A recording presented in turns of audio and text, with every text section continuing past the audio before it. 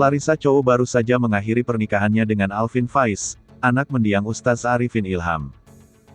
Setelah bercerai dari Larissa Chow yang dikenal sebagai penulis buku dan novel itu, Alvin Faiz menikah lagi dengan Henny Rahman. Henny Rahman adalah mantan istri Zikri Daulay, sahabat Alvin Faiz. Sementara Larissa Chow memilih untuk tetap sendiri. Larissa Chow masih tetap menyandang status janda muda setelah bercerai dari Alvin Faiz.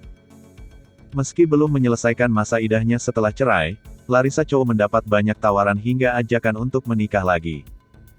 Menurut Hani Kristianto, saat ini ada 159 pria yang siap menikahi Larissa Chow. Hani Kristianto adalah pendiri Mualaf Center Indonesia, MCI.